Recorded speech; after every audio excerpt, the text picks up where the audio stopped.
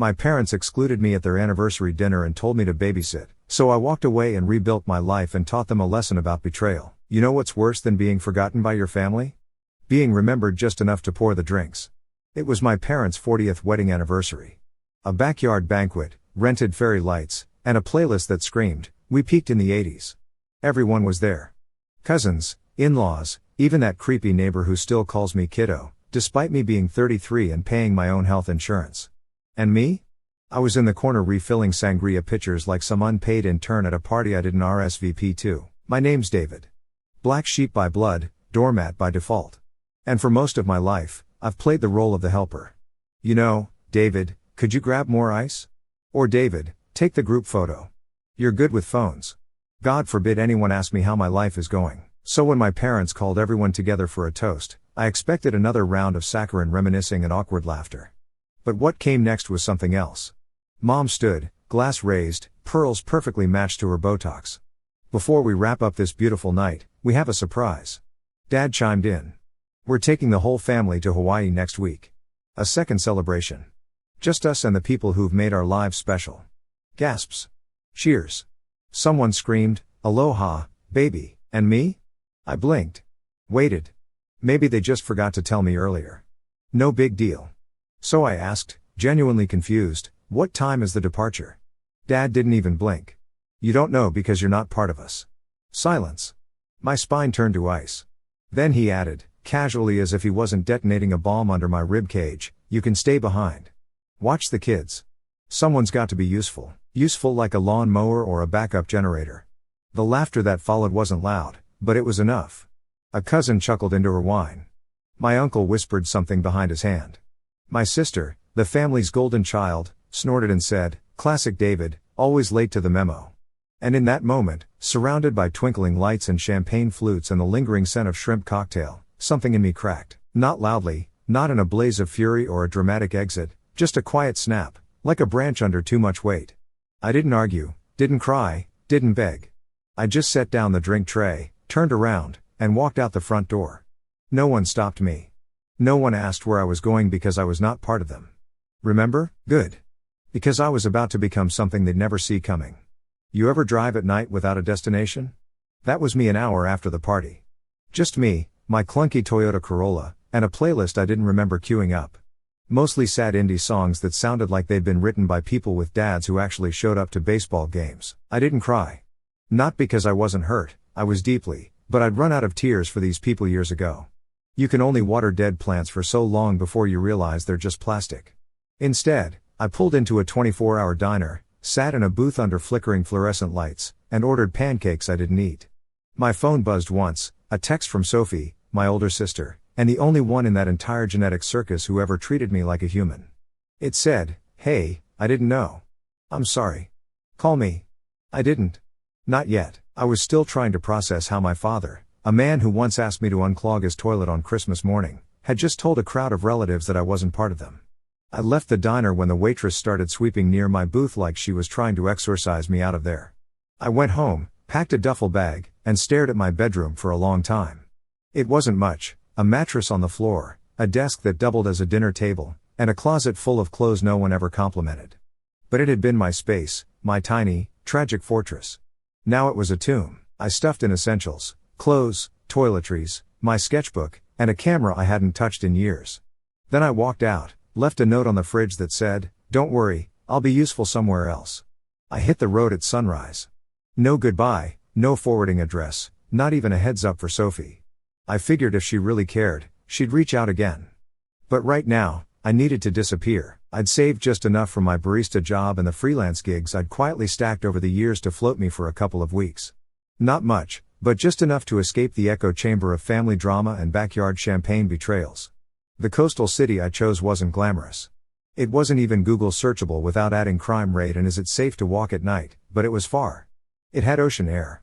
And best of all, no one there knew me as the extra in my own family's life. The first room I found was listed as cozy loft above a bar.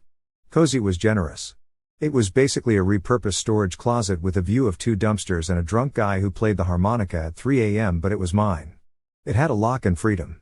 On my first night there, I lay on a creaky mattress, listening to the thumping bass from below, and felt something I hadn't felt in years. Silence. No sibling demands. No dad stomping through the hallway demanding who left crumbs on the counter. No mom tapping on my door with the passive aggressiveness of a sitcom villain. Just me. I didn't sleep well, but I slept honestly, and that was enough. The next morning, I hit the streets in search of a job. Found a tiny cafe called Drip and Grind. It had chalkboard menus, pretentious espresso options, and a manager who looked like he hadn't smiled since Y2K. I asked if they were hiring. He looked me up and down and said, "Can you steam milk without frothing like a toddler sneezing into it?" I replied, "No promises, but I've got experience and disappointment." He hired me on the spot, and that's how my new life began. Not with a bang, not with a TikTok-worthy montage, but with a barely working espresso machine and a barista apron that smelled like oat milk and regret. And you know what? It was perfect. Not because it was easy, but because for the first time ever, every bruise was mine to earn. The cafe was a converted garage with personality. And by personality, I mean the espresso machine sounded like it had asthma, the pastries were probably smuggled in from a gas station, and the music alternated between lo-fi jazz and the sound of a goat screaming. But it paid barely. And it came with exactly one perk, Sheila. Sheila was the morning shift lead, queen of sarcasm, and owner of at least 6 nose rings. I lost count after week 2. She had hair like a paint spill and a laugh that made customers tip more, if only to make it stop. She also wore shirts with messages like, "Coffee is my coping mechanism and don't talk to me until I'm dead inside." We got along instantly. "You knew?" she asked on my first day, eyeing my thrift store sneakers and deer in headlights expression. "Is it that obvious?" "Only because you look like a sad English major who wandered into the wrong timeline." "Fair enough." Sheila didn't pry. She wasn't one of those people who prodded you for your "why are you here" story. She just showed me how to operate the register, how to swear at the espresso machine when it jammed, and how to handle regulars like Doubleshot Derek, who tipped with expired coupons and called everyone champ. Days blurred together.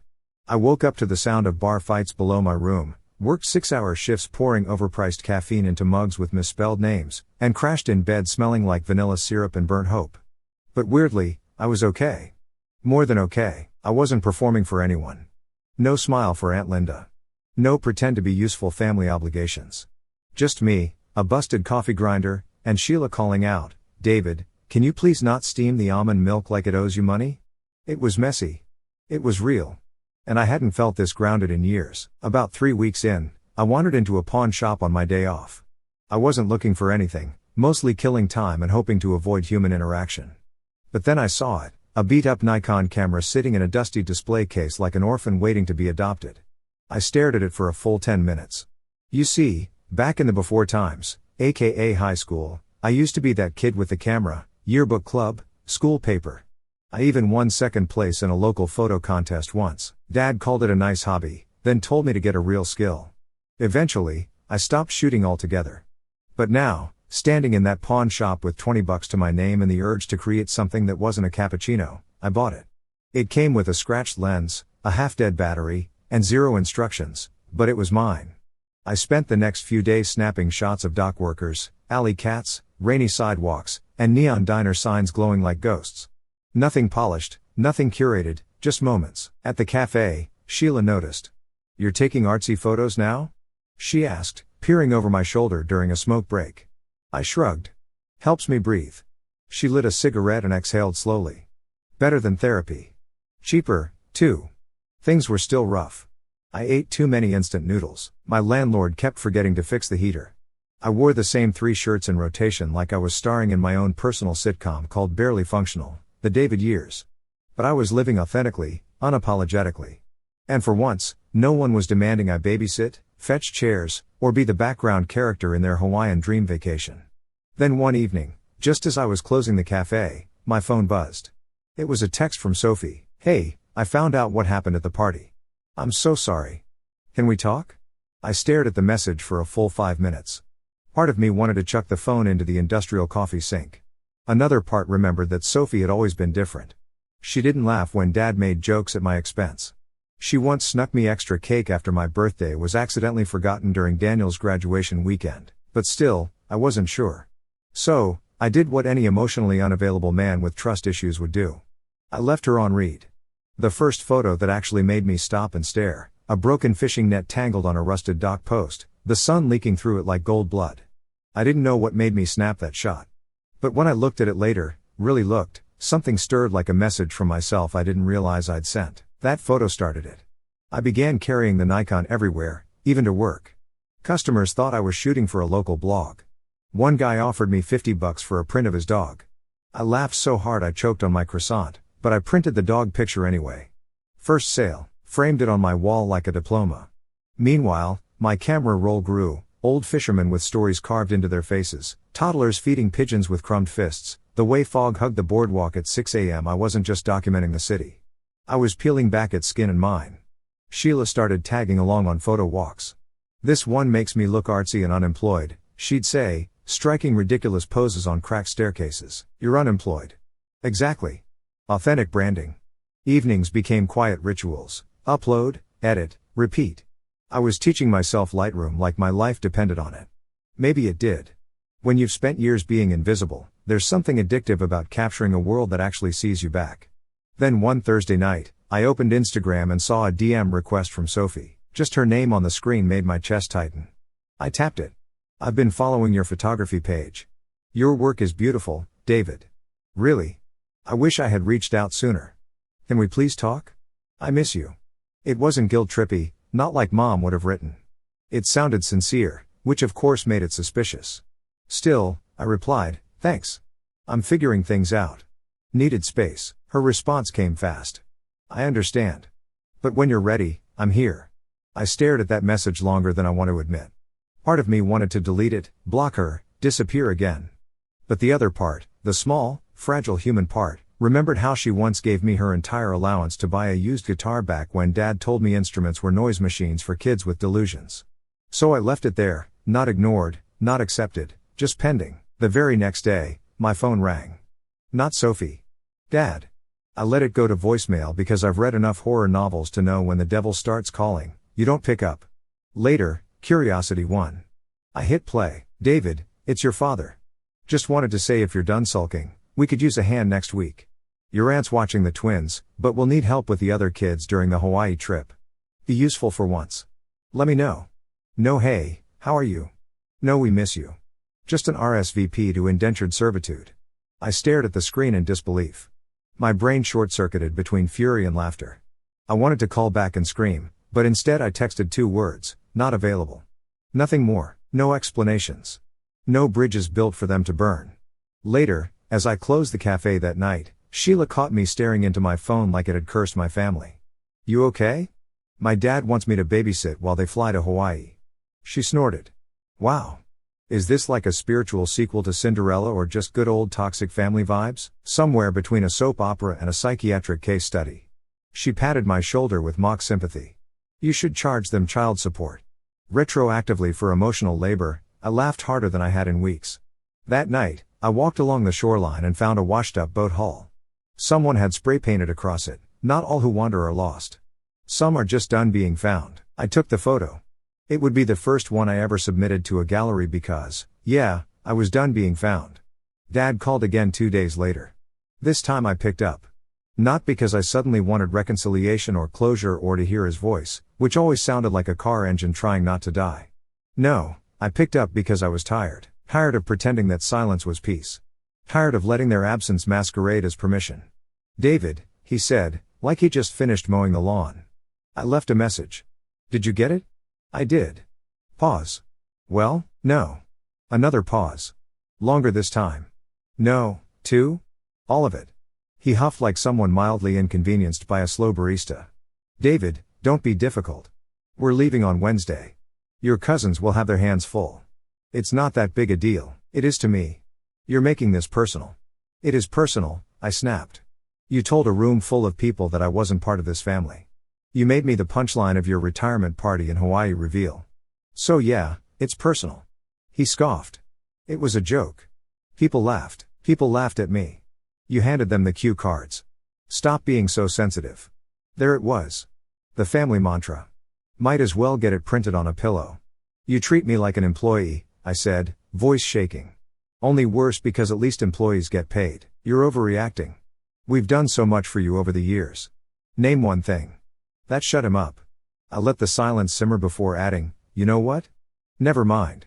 I'm not calling to debate my worth with someone who thinks babysitting is a love language. You think you're better than us now? No. I think I'm finally free from you. And then, with more grace than he ever showed me, I hung up, blocked the number, turned off my phone, took a deep breath, and let that moment marinate. The weird calm that comes after you throw a chair through a mental window you've stared at for years. That night, I posted a photo, one I took, of the waves crashing against the pier, spray catching sunlight like glass shattering midair. The caption read, "Sometimes peace doesn't come from being included. It comes from walking away." The next day, Sheila handed me a flyer. "Gallery show," she said, sliding it across the counter like it was a classified document. "Local photographers accepting submissions. I already entered you. You're welcome." I blinked. "You what?" "You're good, David. Stop pretending you're not. I work at a cafe that spells Lily with 3 L's. And now you're gonna show the world you're more than that. Pick 5 shots. Submit by Friday or I'll do it for you. And trust me, I'll pick the ones where you look like a haunted pigeon." Despite my anxiety, I submitted the photos. 5 of them: the net on the dock, the spray-painted boat, a long exposure of a bus pulling away into fog, Sheila on the roof flipping off the sky, and that one seagull I caught staring into the void like it had unpaid taxes. I didn't expect much. But 2 days later, an email popped up. "Congratulations, your work has been selected for the exhibit. Opening night, 3 weeks." I stared at the screen like it had grown antlers. Sheila screamed. Customers applauded. My boss asked if it meant I was quitting. For the first time in my life, people noticed something I made, not something I carried, not something I fixed, not someone else's party I silently cleaned up after. Sophie messaged again that night. Said she saw the gallery announcement on Facebook. Said Mom was telling everyone she always knew David had an artistic soul. I replied simply, "Tell her she's not invited." From what I heard, thanks to Sophie's steady drip of screenshots and, you won't believe this, updates, the Hawaii trip turned into something between a reality show meltdown and a Craigslist babysitting horror story. Apparently, the entire family didn't include a single soul actually qualified to manage 5 toddlers, 2 cranky teens, and 1 uncle who thinks sunscreen is a government conspiracy. My cousin Tanya left on day 2 because one of the kids threw a crab at her face. The golden child herself, my sister Jessica, reportedly had a full breakdown when her designer sandals got splashed by non-filtered ocean water. She stormed off and tried to book a solo resort suite. Dad refused, said she was making it about herself. I know. I howled. But here's the best part, they called Sophie to ask if she'd fly out to help. She said no. Apparently, she was done being useful, too. Back on the mainland, I was thriving in my broke but blessed phase. I picked up more shifts at the cafe, but they didn't feel like a burden anymore. I'd sneak in photo edits during slow hours, and Sheila would proudly introduce me to customers as our resident genius, gallery-bound, camera-wielding art goblin. And I started noticing something new, people were seeing me. The bar regulars waved when I passed. One dock worker I'd photographed stopped me to say, "Hey man, you made me look cool in that picture." My kid printed it out for school. I laughed and told him he already was cool. I just caught it. I even started attending a local photography class on Wednesdays. Nothing formal, just a group of artsy weirdos sharing tips and roasting each other's shots. For the first time in forever, I had a crew, people who didn't know or care about my family drama, just liked me for me. And the more I leaned into this new life, the more the ghosts stopped knocking. Except one. Sophie. She kept checking in. Never pushy, always warm, sent me photos of her dog and ridiculous Halloween costumes. Memes about youngest siblings being emotional support livestock. Updates about how Mom was still pretending I'd taken a sabbatical and would come around once I realized what family means. Funny, I had realized what family means, just not in the way they wanted. One night after closing, I walked the boardwalk alone. The wind was cold but clean. I sat on a bench, pulled out my sketchbook where I jotted quotes, captions, photo titles, and wrote, "Family isn't the ones who raise you. Sometimes it's the ones who help you stand up after they knock you down." I didn't realize Sheila had followed me until she plopped beside me with 2 hot cocos and said, "That's either deep or depressing." "Haven't decided." "It's both." She nodded. "Cool. Write it on your gallery wall." I blinked. "Wait, they're letting us do that?" "Yeah. Didn't you read the artist packet? There's a space next to your work. You get to write a quote or a bio or whatever angsty monologue you want. Can I just draw a middle finger?" Too subtle. We sat there for a while, sipping cocoa, watching the ocean flex its muscles against the rocks like a teenager trying to impress a date. Then she asked, "Your family know about the show?" "Sort of. My dad probably thinks I'm working at a kiosk selling screen protectors." "You want them to come?" I thought about that. The short answer, hell no, but the long answer, I want them to know about it. Not to show up, just to realize they were wrong. Damn, she said, clinking her cup to mine. That's poetic. We should get matching tattoos. Let's start with matching gallery exhibits, we laughed. And in that moment, under a burned orange sky, next to a girl who understood weirdness better than any blood relative ever had, I felt something unexpected. Not rage, not spite. Peace. The cafe was slow that morning. Rain clung to the windows like nosy neighbors. I was mid-foam art attempt, a sad attempt at a leaf that looked more like a drowning squid, when the bell above the door jingled. I didn't look up right away, not until I heard that voice. David. I froze. There he was, Dad, standing in a hoodie that looked like it hadn't seen a washing machine since the Obama administration. Wet hair, nervous smirk, holding a plastic bag from a convenience store like it was a peace offering. Hi, he said, like this was normal, like he hadn't told me I wasn't part of the family and then tried to recruit me for unpaid child labor. Well, I said deadpan. Didn't know ghosts could shop, he chuckled awkwardly. Mind if we talk? Sheila looked up from the back, saw my expression, and immediately started wiping down an already clean counter with enough force to buff out trauma. She stayed within earshot, loyal like a pit bull in eyeliner. I nodded toward a side table. Dad sat like someone easing into a confession booth. I heard about the exhibit, he said. Did you? I replied. Did Mom's grapevine finally realize I exist again? I came to say I'm proud of you. You're not. I am. I know I haven't said it enough, but, you haven't said it at all, I cut in. You think telling me I'm not part of the family and then showing up because I'm on a flyer makes it okay? He sighed. I was under stress. The party, the planning, I leaned forward. Stop, you weren't stressed. You were smug. You wanted a show. You wanted everyone to see your perfect family. And I didn't fit the branding. So you made me the punchline. He sat back, for once speechless. I continued, softer now but firm. You don't get to parachute and now that people think I'm worth something, you don't get to act like you always believed in me when you wouldn't even believe I deserved a seat at the table. I know I messed up, he said. I just don't want to lose you forever. I looked him square in the eyes. You already did, you just didn't notice until people started clapping. And then I stood. I've got work. There's the door. Use it. He hesitated, like maybe he thought there'd be a hug or a dramatic reconciliation. There wasn't. As he left, Sheila walked over, wiped the table where he'd been sitting. Want me to throw holy water or just bleach? Both. That night, I walked the pier alone. Camera slung across my back, rain on my face, and I took a picture of the empty cafe window, a reflection of where I'd stood, saying the things I'd swallowed for decades. Sophie texted me later. She'd heard he showed up, asked if I was okay. I wrote, yeah, I finally told him the truth. Didn't feel like revenge, felt like release. She replied, I'm proud of you, David, for walking away, for choosing yourself. Then she added, I'll be there at the gallery. If that's okay. I stared at the message for a while, then typed, it's more than okay. It's good. The gallery was packed. Small space, high ceilings, enough pretentious buzzwords flying around to choke a philosophy major.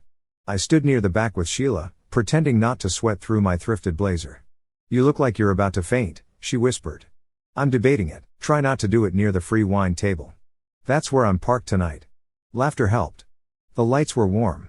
My section was near the back wall.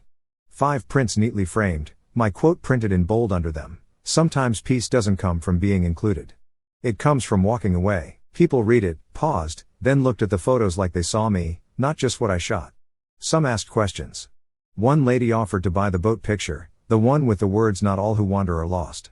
Some are just done being found sprayed across the hull. Sold it for $250.